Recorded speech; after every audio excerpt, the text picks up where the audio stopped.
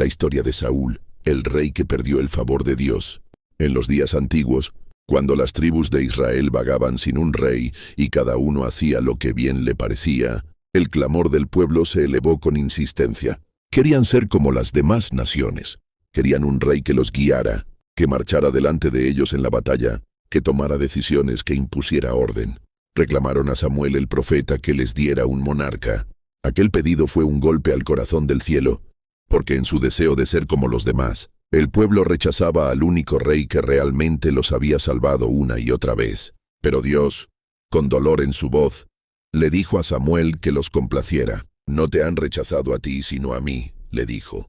Y así comenzó la tragedia de un hombre que nunca pidió el trono, pero que lo recibió con manos temblorosas y un alma que aún no sabía el peso de la corona. Saúl era un hombre de apariencia imponente, más alto que todos, de figura admirable. Nadie lo habría sospechado, pero era tímido, reservado, incluso temeroso. Cuando Samuel lo eligió por mandato divino y lo presentó como rey ante el pueblo, Saúl se escondió entre el equipaje. No fue la ambición la que lo llevó al trono, fue la obediencia a una decisión mayor.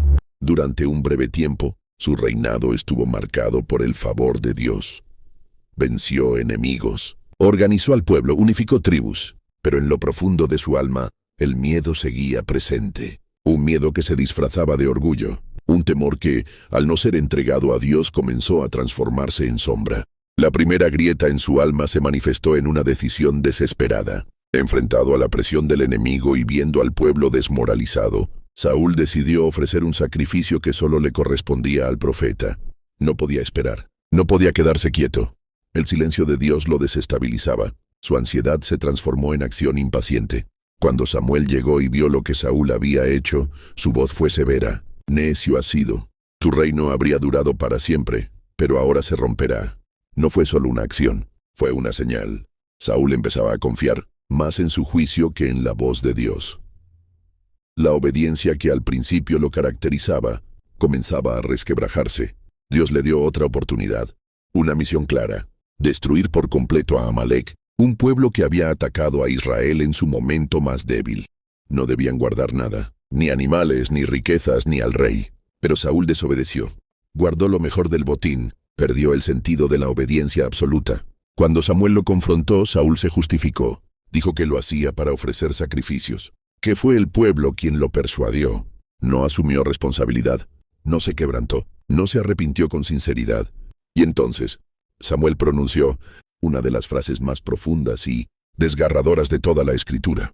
¿Acaso se complace Dios tanto en sacrificios como en la obediencia a su voz? La obediencia vale más que el sacrificio, y la rebelión es como el pecado de adivinación.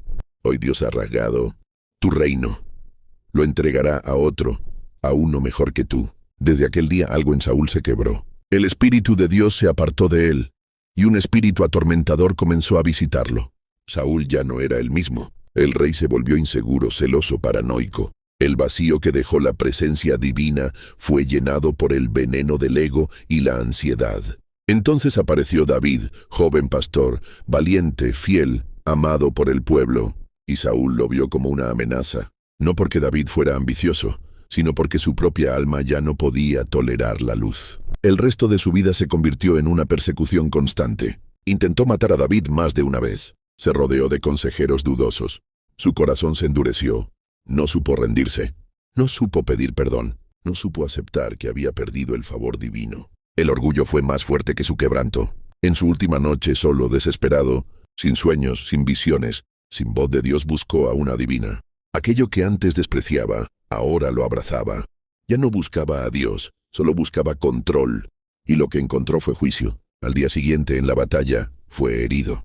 Cayó sobre su espada. Murió el primer rey de Israel. No como un héroe, sino como un hombre que no supo soltar el poder ni doblegar su corazón. La historia de Saúl no es solo una tragedia bíblica, es un espejo de la condición humana, de cómo el miedo se puede disfrazar de poder, de cómo la inseguridad mal gestionada se transforma en tiranía, de cómo un corazón que no se quebranta a tiempo termina endurecido, atormentado, ciego.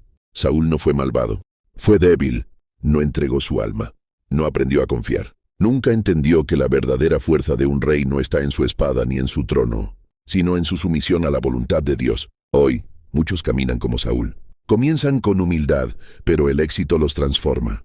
El miedo los domina. Y terminan luchando contra los David que Dios levanta para reemplazarlos. Esta historia no está escrita para condenar, sino para despertar. Porque la corona puede ser pesada, pero la soberbia lo es aún más. Porque no hay mayor pérdida que perder la guía de Dios por querer imponer la nuestra. Pero incluso en su caída, la historia de Saúl nos deja enseñanzas demasiado valiosas como para ignorarlas. Porque no es simplemente la narración de un rey que falló, sino la anatomía de una conciencia en conflicto, de un alma que no supo cómo lidiar con el peso de su llamado. Saúl tenía todo para ser un gran líder, tenía la apariencia, la fuerza, el respaldo inicial de Dios. Pero lo que le faltaba era lo esencial. Le faltaba un corazón verdaderamente rendido, le faltaba la capacidad de vaciarse, de hacerse pequeño, de depender completamente del cielo sin reservas ni condiciones. Saúl fue fuerte ante sus enemigos, pero débil ante sí mismo. Fue valiente en el campo de batalla, pero cobarde ante sus propias sombras. Y ese desequilibrio interior fue el principio del fin. Lo más triste no fue su pecado, sino su incapacidad para arrepentirse genuinamente. Cuando fue confrontado, no se quebrantó desde lo profundo. No se postró con lágrimas pidiendo misericordia. Su confesión fue política, no espiritual. Le pidió a Samuel que lo honrara delante del pueblo, que no lo avergonzara públicamente. Aún en su error, seguía más preocupado por las apariencias que por el estado de su alma. Era un rey que se había desconectado de la verdad. Y mientras más se alejaba de Dios, más dependía de su propio juicio. Y mientras más confiaba en su voz interior, más caía en la niebla del autoengaño. Y ese es el punto exacto en el que tantos seres humanos fracasan. Cuando el alma se endurece, no porque no haya señales de advertencia, sino porque ya no las puede interpretar. Porque cuando el corazón se llena de orgullo, toda corrección suena como ofensa, toda voz profética suena como ataque, todo consejo suena como amenaza, y en ese estado el alma se queda sola, porque Dios no habita en corazones rebeldes, no porque los odie, sino porque ellos mismos cierran la puerta. El mayor juicio que puede sufrir un hombre no es el castigo físico, sino el silencio de Dios, y eso fue lo que Saúl sufrió. El cielo se volvió mudo, las oraciones rebotaban en el vacío. Las respuestas no llegaban, porque el Señor ya no estaba con él. El contraste con David hace aún más dramática la historia. David también pecó, pero su corazón era diferente. David se quebrantó, cayó de rodillas, escribió salmos desde la culpa, desde la vergüenza, desde el dolor de haber ofendido al Altísimo. Esa diferencia marcó todo, porque no se trata de ser perfectos, sino de tener un espíritu sensible, un alma que tiembla ante el error, un corazón que no se justifica sino que suplica por gracia. Saúl no supo pedir perdón, y en su interior la dureza se volvió costumbre. Y cuando la dureza se convierte en hábito, el alma muere de a poco. Hay un momento desgarrador en la historia, un instante en el que Saúl ve que todo se ha perdido. Consulta a una adivina, algo que antes él mismo había prohibido. Pero ahora la desesperación lo lleva a transgredir su propia ley. Le pide que invoque al espíritu de Samuel, y lo que escucha es una confirmación de su condena. No hay redención, no hay vuelta atrás. Al día siguiente morirá, y esa noche la sombra de la muerte ya lo abraza.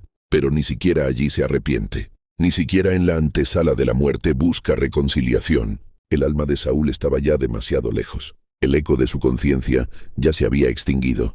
Y así terminó su vida, no como el guerrero que alguna vez unificó a Israel, no como el elegido que fue ungido con aceite por el profeta, sino como un hombre solo, herido, deshonrado y vencido por sus propios temores. Murió en el monte, lejos de casa, sin honra, sin gloria, sin paz.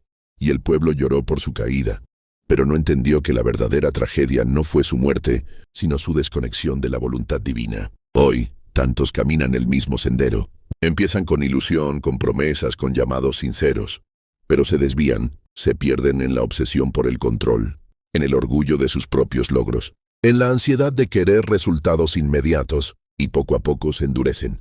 Se alejan de la palabra, se cierran a la corrección, confunden emoción con fe, confunden ruido con propósito, confunden poder con bendición. Y cuando se dan cuenta están solos. El alma se apaga en silencio, mucho antes que el cuerpo. Pero la historia de Saúl, por dura que sea, también tiene un mensaje de advertencia y de misericordia. No para que vivamos con miedo, sino para que aprendamos a vivir con humildad. para que recordemos que el liderazgo sin sumisión es destrucción, que el talento sin obediencia es una trampa, que el éxito sin carácter es veneno, que no importa cuán alto llegues, si no sabes arrodillarte caerás más duro que nunca. Y tú que escuchas estas palabras, examina tu propio corazón.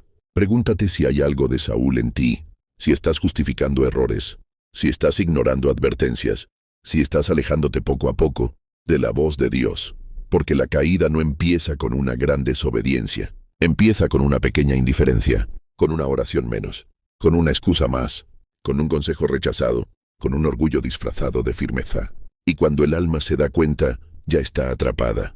No repitas tu historia. No terminé. Hoy puedes rendirte. Hoy puedes soltar el trono de tu ego. Hoy puedes volver al quebranto. Hoy puedes permitir que Dios descienda de nuevo a tu alma. Porque mientras haya vida hay esperanza. Pero si el alma se endurece, ni los milagros la despertarán.